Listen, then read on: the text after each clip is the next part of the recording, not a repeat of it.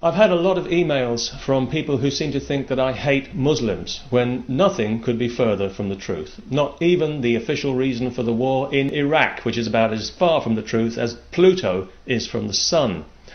But this illustrates, I think, what a quality we have as human beings. We tend to read into a thing what we want to see there rather than what's actually there, which is, of course, what makes the so-called Holy Scriptures so dangerous. Let me make this crystal clear.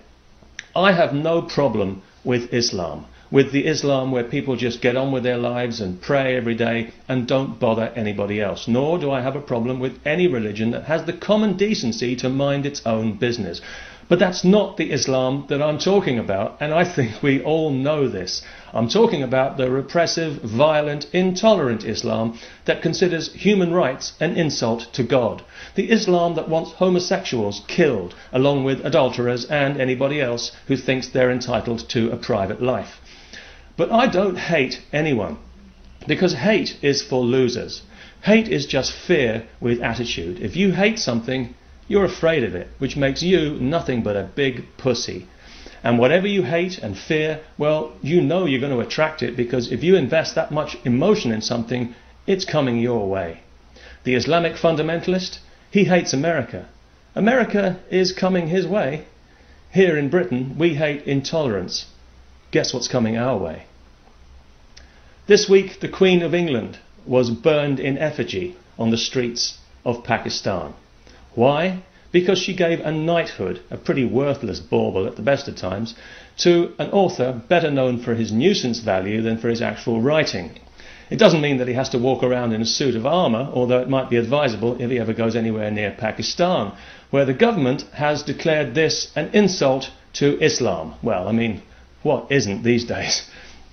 I do find it difficult to take seriously this moral outrage in Pakistan, coming as it does from a country whose attitude to women degrades the entire human race. The real insult to Islam is the fact that in Pakistan a woman can be murdered for the crime of being raped. The worst thing that can happen to anyone in Pakistan is to be born female.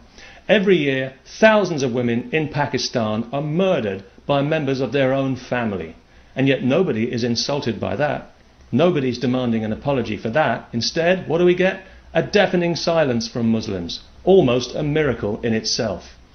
According to the Human Rights Commission of Pakistan, 80% of Pakistani women are regularly beaten by their husbands.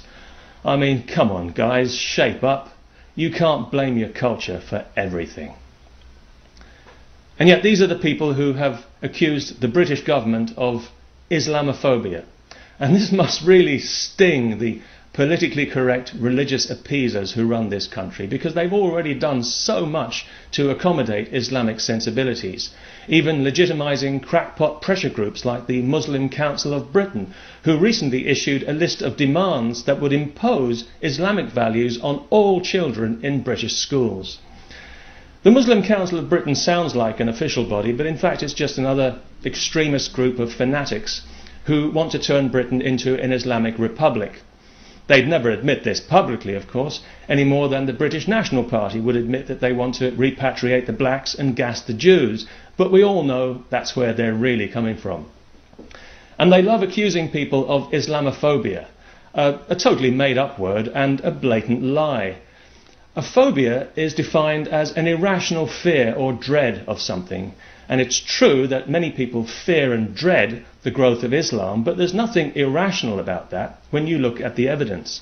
In countries where Islam has control, there's repression, there's torture, there's precious few human rights, and there's no free speech. And if the Muslim Council of Britain had its way, this would be one of those countries, and I'd be arrested and tortured for making this video.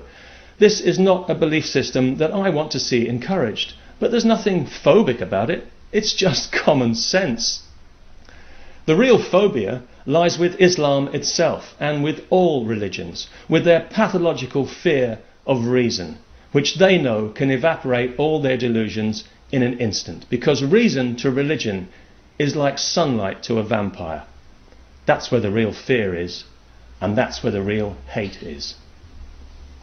Peace, especially to everyone in the religion of peace.